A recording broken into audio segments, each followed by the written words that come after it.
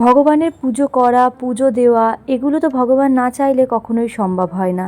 তাই যখন সেটা সে চায় তখন তাকে সেটা দিতে পারাটা আমার কাছে মনে হয় ভাগ্যের ব্যাপার। প্রত্যেক শনিবার আমাদের বড় ঠাকুর মন্দিরে বাবা পুজো দিলেও এই দায়িত্বটা মাঝে মাঝে আমার কাঁধে আসলে আমার বেশ ভালোই লাগে। আজকে একটা ব্যস্ততার কারণে বাবা যেতে পারবে না, তাই দায়িত্বটা আমাকেই দিয়েছিল। আমি সন্ধ্যাবেলা রেডি সেডি হয়ে কিছু পছন্দের ফুল, মালা, মিষ্টি, ধূপ, মোমবাতি নিয়ে চলে এসেছিলাম এই মন্দিরে।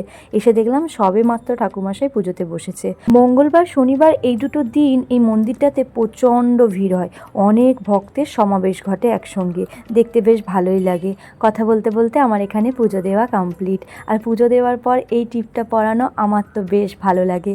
তারপর চলে এসেছিলাম একটা দোকানে। এখান থেকে না এর আগে বেশ অনেক কয়েকবার খেয়েছি, কিন্তু আজকে খাবারের স্বাদটা এত ভালো ছিল।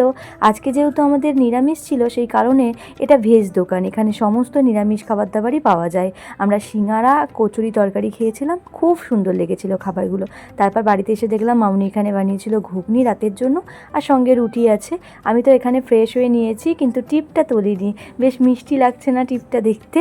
তারপর দেখলাম ঝমঝমে বৃষ্টি শুরু হয়েছে। চলো আজকে ভিডিওটা এই পর্যন্ত, দেখাবে নেক্সট ভিডিওতে। বাই।